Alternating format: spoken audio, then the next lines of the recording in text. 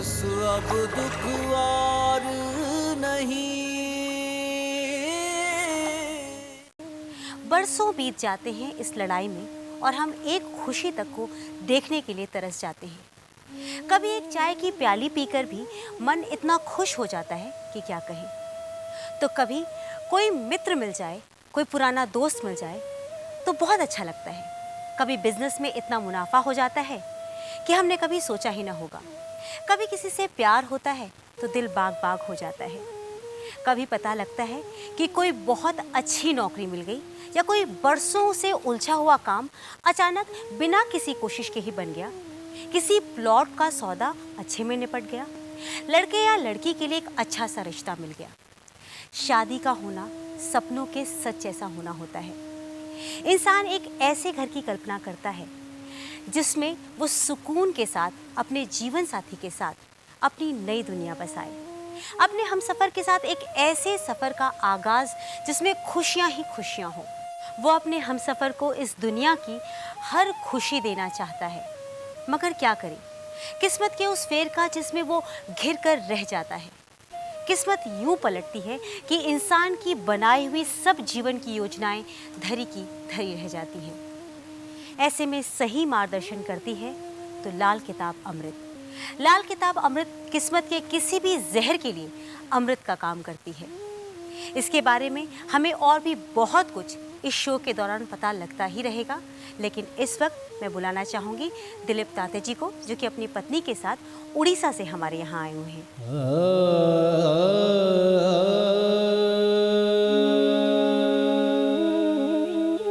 पूत कपूत सुने बहु तेरे, माता नहीं कुमाता।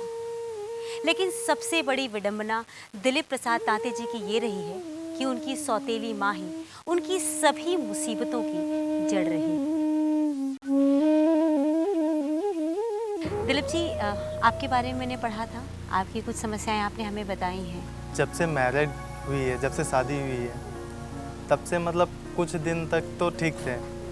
फिर उसके बाद सडनली शादी होने के बाद में घर में आपस में तनाव, मेरी स्टेप मदर है, उनके साथ में तनाव, क्योंकि पहली जो मम्मी थी वो एक्सपायर कर गई है। फिर इसके बाद सास बहू में कुछ तनाव होने की वजह से फिर इसके बाद घर से हमें बाहर निकाल दिया गया। तभी हम लोग भाड़े में रहते हैं। अच्छा, आप काम क्या करते हैं? इंटीरियर का काम करता हूँ, इंटीरियर डिज़ाइनिंग। इंटीरियर डिज़ाइनिंग करते हैं। और शादी से पहले आपका कैसा था घर? सब कुछ ठीक ठाक था? हाँ, सब अच्छा था। और शादी करके जब आप आई तो बुरा लगा होगा यहाँ पे आकर, थोड़ा रवैया बदला? मतलब नहीं, जब शुरू में जब आई हूँ मैं तो बहुत अच्छा, सब घर फैमिली बहुत खुश था। 2-3 महीने के बाद में तनाव स्टार्ट हो गए।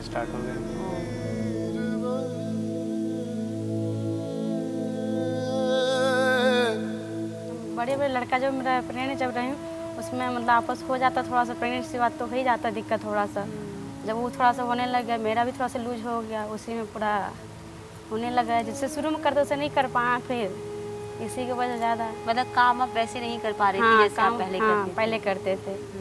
बदलाव थोड़ा सा हो ही जाता, प्रेगनेंसी होने का बाद तो हो जाता है बदलाव बहुत ज़्यादा। और मेरी सास को जो है काम चाहिए उनको। जब से मेरा जेठानी आ गए, धीरे धीरे उनके 4 लड़के हैं, 2 लड़के 2 लड़कियां हैं उनका। मतलब धीरे धीरे वो सब आ गए तो प्यार तो बटना ही पॉसिबल है वो तो नहीं है।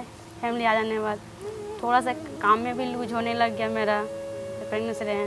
इसी वजह से मतलब सास गुस्सा होने लगता था, मारना पीटना सब होने लगता था।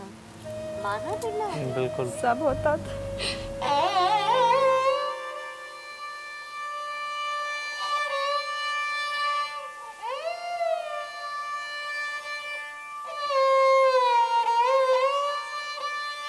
मतलब कुछ महीने तक तो ठीक रहता था। फिर इसके बाद से जब ये कुछ ज़्यादा बढ़ने लगा, मुझे बोलती थी, लेकिन मैं घर में कंट्रोल करके रखता था। नहीं, अभी जाओ, घर में रहना है, घर में रहना है। ये मुझे हमेशा बोलती थी कि ये प्रॉब्लम है, लेकिन मैं कंट्रोल करके रखता था। लेकिन लास्ट पहला कुछ दिन के बाद में जब मेरा पहला लड़का हो गया, उसके बाद में घर में बहुत ज़्यादा प्रॉब्लम हो गई। तब जा कर के लास्ट में मुझे फाइनली डिसीज़न लेना पड़ा। और सडनली जिस रात शाम से झगड़ा स्टार्ट हुआ, सवेरे अर्ली मॉर्निंग, रात भर सिर्फ घर में सोए, सुबह अर्ली मॉर्निंग हम लोग घर से निकल गए बिना कुछ सामान लिए। 1 रुपये एक चीज़ भी सामान घर से नहीं ली, और खुद स्ट्रगल करके जो भी बनाना है सब कुछ अपना सब कुछ किए देवर हैं। सास करते हम लोग बोलते थे माँ के जैसी है सास ससुर, तो हम लोग उतने ही आदर देते थे, जहाँ तब देवर भी वो सही करने लग गया था साथ। पता नहीं ऐसा क्यों अचानक, समझ में भी हमको नहीं आया। हम जब मेरा मैरिज हुआ था जब बहुत कम उम्र के हम थे, हमारी शादी जो हुई है 16 साल में बहुत, मतलब शादी हुआ था। एज डिफरेंस भी बहुत ज़्यादा है, 10 ईयर्स की है जी।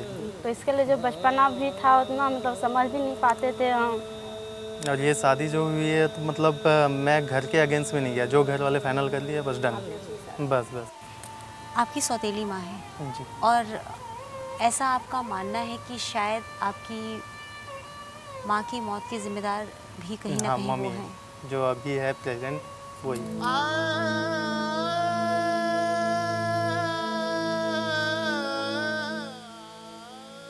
आपको ये कैसे लगा? क्योंकि जो अभी जो मम्मी है, पहली बात तो पढ़ी लिखी नहीं है, और दूसरी बात अंधविश्वासी चीज़ों में मतलब वो ज़्यादा बिलीव करती है, जैसे जादू मंत्र टोने टोटके। और प्लस जो मेरी स्टेप मदर है उनके जो भाई है अघोरी बाबा, अच्छा, वो है, तो कुछ प्रॉब्लम होने से शायद उनका सपोर्ट लेते हैं। ये तो मुझे पहले नहीं मालूम था और पहले बिलीव भी नहीं करता था। अभी कुछ महीनों पहले मेरे पापा भी बिलासपुर में काम लिए हैं, तो वहाँ पे पता चला कि मेरे पापा को या पूरा सबको कंट्रोल करने के लिए वो अपने भाई को बुलाए थे। तो वहाँ जो जितने लेबर जो काम कर रहे हैं वो सब मुझे बतलाए थे कि आपके पापा मम्मी तो ऐसे ऐसे कर रहे हैं, कोई काम नहीं करेंगे। सभी लेबर भाग करके आ गए थे, तब मुझे पता चला कि ऐसे ऐसे प्रॉब्लम हो रही है। आप लोगों के लिए तो वो कुछ बुरा नहीं सोचती ना? अब वो तो बता नहीं सकते हैं कि वो बुरा सोचती है कि नहीं सोचती है। अब बाकी हम लोग अपने तरफ से जितना भी चाहते हैं कि अच्छे से रहें। मैं ऐसा करती हूँ कि आपकी जो भी परेशानियाँ, उन सारी परेशानियों का हल मैं डॉक्टर साहब को बोलूँगी कि वो ही निकालेंगे। पहले तो वो ये बताएंगे कि आपको परेशानियाँ क्यों हो रही हैं, किन ग्रहों की वजह से हो रही है। ठीक है, तंत्र तो आपने बहुत सुन लिया और देख लिया, लेकिन अब वास्तव में ज्योतिष किसे कहते हैं ये आज मैं आपको दिखाऊंगी। ठीक है, चलिए आमंत्रित करते हैं गुरुदेव को।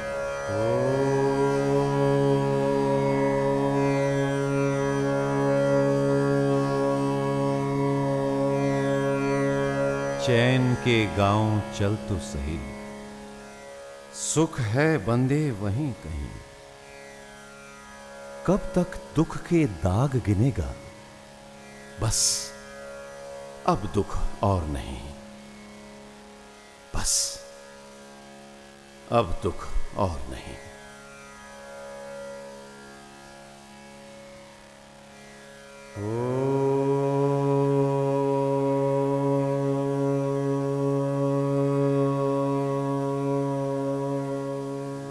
आप अपनी डेट ऑफ बर्थ बताइए गुरुजी को। डेट ऑफ बर्थ तो एक्चुअली हमें पता नहीं है। अच्छा, तो फिर किसके तो बस हिसाब से एक पूछवाएंगे आप? बड़े लड़के का डेट बड़े ऑफ लड़के बर्थ का बता है दीजिए। 26/8/2006, टाइमिंग है 8:29। और स्थान?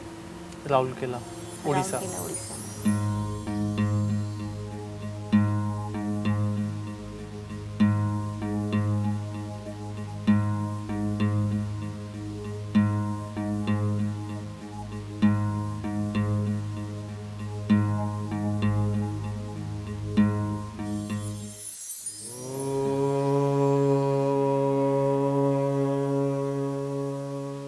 मायूस न हो, यूं हार नहीं तू, जंग अभी तो शुरू हुई है। बीतेंगी ये काली रातें, सुबह के होंगे सुनहरे नज़ारे। दोस्तों, ब्रेक के बाद आप सभी का बहुत बहुत स्वागत है आप ही के अपने खास शो बस अब दुख और नहीं तृतीय में। अब वक्त आ गया है कि आप दिलीप जी के बेटे की कुंडली देखें। मेरे मन में जो बहुत सारे सवाल हैं, ये तो अपने सवाल लाते ही हैं, लेकिन इनसे ज़्यादा सवाल मैं अपने अंदर बना लेती हूँ। उन तमाम सवालों के जवाब मैं आज चाहती हूँ आपसे। बेटा, बहुत अटपटे हालात की कुंडली है ये। इस तरह की कुंडली है जिसके अंदर की घर के जो मर्द होंगे उनके अंदर कार्य क्षमता बहुत अच्छी होगी। जो सोचेंगे ठाने होंगे वही करके बाज आएंगे। भावुक होंगे, दिल के अच्छे होंगे। और यही योग यहाँ पर बैठे हुए परमात्मा की दया से मेहनत करके अच्छा जीवन व्यापन की तरफ ये बढ़ते हैं। लेकिन इनकी कुंडली के अंदर एक बड़ा ही अजीब सा योग है। शनि शुक्र के साथ में बृहस्पति देव और चंद्र ग्रहण। बहुत कम कुंडलियों के अंदर इस तरह के योग मिलते हैं जो कि सही मायने में घर के अंदर की सुख शांति को बिल्कुल नहीं रहने देते। घर की जितनी औरतें होती हैं या तो उनको दुख देते हैं या औरतें दुख देती हैं, और यही योग साथ में रहने का सुख बिल्कुल नहीं देते। और खास करके इस बच्चे की माँ और दादी, इन दोनों को तकलीफें जिंदगी के अंदर लिखी हुई हैं। और यही योग ऐसा भी है जो मेहनत बहुत करवाएगा लेकिन पैसा नहीं पूरी तरह से आने देगा, लाभ नहीं पूरी तरह से आने देगा, उसको बार बार खराब करेगा। ये लोग तो सही मायने में फौजी होने चाहिए कि घोड़े की तरह एक रास्ता दिखा दो, बस उसी के ऊपर दौड़े। जब ये दुनियादारी के अंदर उतर करके बिजनेस करने चलेंगे ये तो नहीं कर पाएंगे, क्योंकि बुद्धि सीधी होने के कारण चोट खाते रहेंगे। कारीगरी के कामों में गए तो बहुत ऊपर तक जा सकते हैं। शनि के काम यानी कि मशीनरियों के कामों में गए तो जिंदगी के अंदर सुख देंगे। लेकिन सूर्य ग्रहण है इस कुंडली के अंदर। सूर्य ग्रहण में जब होता है, चाहे पिता हो, चाहे दादा हो, चाहे परदादा हो, वो चाहे कितने भी ऊंची हैसियत के रहे हों, लेकिन उनके बुढ़ापे खराब होते हैं। यहाँ पर शनि और शुक्र का मेल 5वें स्थान के ऊपर बैठा हुआ, ये गृहस्थी के जो सुख होते हैं, समझिए, उन गृहस्थी के सुखों के अंदर कुछ ना कुछ मुसीबतें ऐसी लेकर के आता है, अटपटी मुसीबतें, जिनके चलते हुए गृहस्थी सुखी ना रहे पूरी तरह से। साथ ही इसके राहु देव लग्न के अंदर बैठे हुए चंद्रमा पे दृष्टि, ये योग मन के अंदर के हालात को बेचैनी की तरफ लेके जाता है। जो रुपया पैसा प्रॉपर्टी होता है वो कोई और खा जाता है, अपने पल्ले नहीं पड़ता। यही योग यहाँ पर बैठे हुए माँ के सुख होते हुए भी उनको किसी न किसी रूप में खराब करने का काम करता है। यही योग यहाँ पर बैठे हुए दिन प्रतिदिन घरेलू बातों के अंदर टेंशनों के योग को बढ़ाता चला जाता है। सही मायने में ये बुध और राहु का खराब होना, ये तो ये कहता है कि किसी न किसी साय या भूत या जिन, इनमें से किसी न किसी का साथ भी जरूर बनाता है, जिसके कारण की जिंदगी के अंदर चोट के हालात ज़्यादा। और ये योग एक ऐसा योग है बेटा, जिसके अंदर आधी से ज़्यादा जिंदगी अपने आप को और अपने हालात को समझे बिना ही गुजर जाती है, और जब समझ आती है तब अपने कंट्रोल में नहीं रहती। इस तरह के हालात इस बच्चे की कुंडली के अंदर। डॉक्टर साहब, कितनी शॉकिंग बात है। इन्होंने मुझे एक बात कही, इन्होंने कहा कि इन्हें शक है कि इनकी जो माँ थी उनके मौत का कारण कोई तंत्र विद्या, कुछ तांत्रिक विधि है। मुझे थोड़ी सी ये बात अटपटी लगी, मुझे लगा ऐसे कहाँ हो सकता है, अंधविश्वास है ये। पर आपने अब कुंडली के अनुसार बता दें कि ऐसा भी संभव है, किसी का साया भी हो सकता है। बेटा जनरली मैं इन बातों को कभी नहीं बोलता। मैं कभी नहीं कहता कि ये जादू मंत्र टोटका या भूत प्रेत जिन वगैरह कुछ होता है, क्योंकि मुझे लोगों को भटकाना नहीं है। लेकिन कहीं कहीं पर आकर के लाल किताब भी बोलती है, कहती ये जो हालात हैं इनके अंदर ये हालात पूरी तरह से संभव है कि कोई बाहरी ताकत जो ऊपरी ताकत होती है वो आपके जीवन के अंदर दखल अंदाजी करे। डॉक्टर साहब, आप सबको उपाय बताते हैं हर ग्रहों के, तो क्या इन बातों के भी उपाय होते हैं आपके पास? बेटा लाल किताब संपूर्ण है, वो सामुद्रिक है। सामुद्रिक विज्ञान किसे बोलते हैं? जिसमें हस्तरेखा का ज्ञान हो, जिसमें लक्षण विज्ञान हो कि यानी कि शरीर के कौन कौन से लक्षणों के कारण क्या क्या जिंदगी में होगा, जिसमें जन्म कुंडली का पूरा ज्ञान हो, जिसके अंदर वास्तु का पूरा ज्ञान हो, और जिसके अंदर किए कराए का भी पूरा ज्ञान हो। और इन सब चीज़ों को मिलाकर के ही समुद्रिक विज्ञान बनता है। और लाल किताब अपने आप में पूर्ण रूप से समुद्रिक विज्ञान है। ये तो कम से कम बहुत अच्छी बात आपने बताया कि इस तरह के अगर योग हो तो इनका निवारण भी ज्योतिष में यानी लाल किताब में मौजूद है। अब मैं आपसे पूछना चाहूँगी, डॉक्टर साहब ने जितनी बातें बताई, इन्होंने आपकी बातें नहीं सुनी थी। ये बातें सिर्फ मैं और आप कर रहे थे आपस में। जी। आपने भी जो बात की वो बस हम दोनों ने सुनी। कितनी बातें आपको सही लग रही हैं? इसमें पूरी की पूरी बातें सही है, एकदम पूरे रोंगटे खड़े हो रहे हैं एकदम। आपके रोंगटे खड़े हो गए। अब आप क्या चाहते हैं? बस इन सब परेशानियों से मैं मुक्ति चाहता हूँ कि मतलब आगे की जो ज़िंदगी कुछ सही तरह से चल पाए, और जितना भी परिश्रम करता हूँ मतलब तरक्की नहीं कर पाता हूँ। बेटा इन उपायों के बाद में ऐसा कभी नहीं होगा कि तेरी ज़िंदगी में तरक्की ना हो। तेरे अंदर इतनी ताकत है कि तू अकेला एक पहाड़ भी फोड़ सके, और परमात्मा की दया से दिल से तू अच्छा भी बहुत है। इमोशन वे के अंदर तू ज़िंदगी के अंदर सब कुछ पा सकता है। तीसरी बात, तेरे दिमाग के अंदर बस तेज़ी नहीं है बहुत ज़्यादा, उसको सही करना है। और तुम्हारे उपाय हैं, सबसे पहले एक ढोलकी लेनी है तुमने, जिसका चमड़ा जो बड़े वाला पोर्शन है वो सफ़ेद हो और सेंटर में काले रंग का हो। ये काले सफ़ेद चमड़े की ढोलकी लेकर के तुमने मंदिर के अंदर देनी है। ये साल में एक बार हर साल तुमने देनी है। 43 दिन लगातार तुमने 1 किलो जौ दूध के साथ धोकर के जल प्रवाह करने हैं और 43 रविवार तांबे की थाली के अंदर गुड़ और गेहूं भर के तुमने जल प्रवाह करना है। ये 1 साल का उपाय है। मिट्टी के लोटे के अंदर देसी खांड भर के उसके ऊपर लाल कपड़े से उसका मुंह बंद करके उसको जाके वीरान जमीन के अंदर दबाना है और साथ ही एक त्रिशूल लेकर के लोहे का वो अपने घर की छत के ऊपर लगाना है। इसके साथ ही तुमने हर शनिवार को थोड़ी सी काली मिर्च, थोड़ा सा गाय का घी ये लेकर के तुमने मंदिर के अंदर जरूर देना है। पूर्व दिशा की तरफ मुंह करके पूजा पाठ बिल्कुल नहीं करना। पूर्व दिशा की तरफ मुंह करके पूजा पाठ करोगे तुम्हें दुख तकलीफें और बढ़ती चली जाएगी। अब यहां पर मंगल और बुध के लिए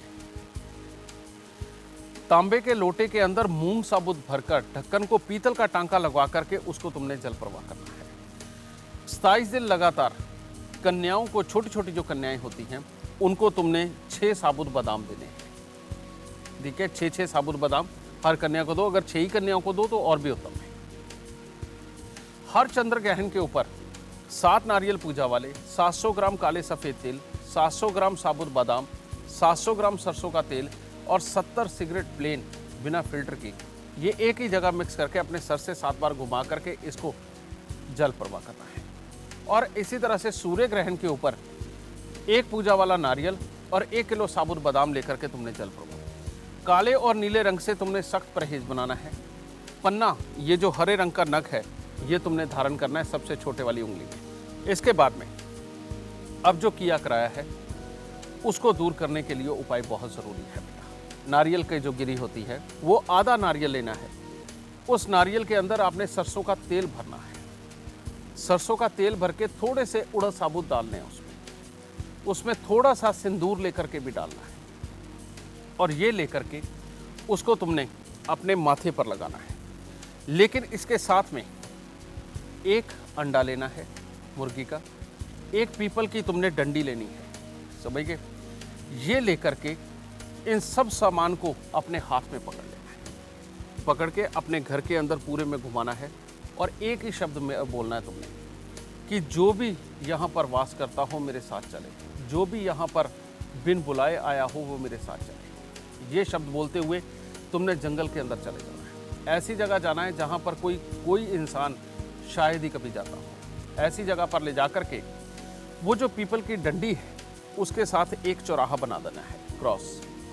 उसके बिल्कुल सेंटर के अंदर उसको रखकर, समझ गए, और अंडा जोर से उसके ऊपर मार करके उसको फोड़ देना है। और तब वहाँ से पीठ मोड़ के जब तुमने चलना है, चाहे तुम्हें कोई पीछे से आवाज़ आए, किसी भी तरह का आभास हो, तुमने पीछे मुड़ के नहीं देखना और सीधा अपने घर पे आ जाना है। घर आते ही आपने नहा धो करके वापस फिर फ्रेश कपड़े पहन के धूप बत्ती जला के परमात्मा का नाम लेकर के फिर बैठना है। जिस दिन ये उपाय करोगे बेटा, तुम्हारे घर पे जो भी किया कराया होगा, जो कुछ भी होगा, वो सब कुछ तुम बाहर छोड़ाओगे और उस दिन के बाद में तेरी ज़िंदगी के अंदर इन चीज़ों का दखल नहीं होगा। उपाय है ना, हर चीज़ का उपाय है। हर परेशानी के लिए रास्ता क्या है, इस कार्यक्रम के ज़रिए हम ये बता सकते हैं आपको। कहीं मन में शांति है? अभी शांति, काफ़ी शांति लगी। लग रहा है कि अब छुटकारा मिल जाएगा। छुटकारा मिल सकता है। आज आपने जो बातें बताई हैं मेरी भी आंखें खुल गई हैं और जो तमाम लोग हैं जो हमसे जुड़े हुए हैं उन्हें भी आभास हुआ होगा कि ये चीज़ें हैं क्या। हम बहुत जगह फंस जाते हैं, तंत्र मंत्र के चक्करों में फंस जाते हैं। हम अक्सर अपनी ही बनाए हुए जाल में फंसे हुए होते हैं। जाल से बाहर निकलने के लिए ही आज हमने आपसे सारी बातें की हैं, ये सारी चर्चा हमने यहाँ की है। ये मुझे लगता है कि एक्सीडेंटली ऐसा कुछ हुआ है कि आज आप हमारे पास आए हैं कुछ इसी तरह की समस्या लेकर, और आज इन्होंने अपनी बातों से, अपने ज्ञान से उस बात पर से भी पर्दा हटा दिया है जिसके बारे में कई बार मैं सोचती थी ये चीज़ें होती भी हैं या नहीं होती हैं। तो तहे दिल से मैं तो आपको धन्यवाद कहूँगी कि आपकी वजह से आज मुझे कुछ नई बातें पता चली और हमारे दर्शक जो हैं उन्हें भी बहुत कुछ नया आज अनुभव हुआ होगा। आपके लिए मैं आपकी लाल किताब अमृत मंगवा देती हूँ। गुरुजी मंगवा लें हम उसे? बेशक, माता रानी। इल्म बदल दे किस्मत लेखा मुश्किल वक्त तमाम हुआ, जालिम वक्त को रहमत देखा, जालिम वक्त को रहमत देखा। लाल किताब अमृत नाम हुआ, लाल किताब अमृत नाम हुआ, लाल किताब अमृत नाम हुआ। लबों से अपनी आवाज तो दे, ना दे सके आवाज मगर आभास तो दे। मिटा दूंगी सब दुख तेरे, दर्द तेरे लेती हूँ। मैं लाल किताब अमृत हूँ, वचन देती हूँ।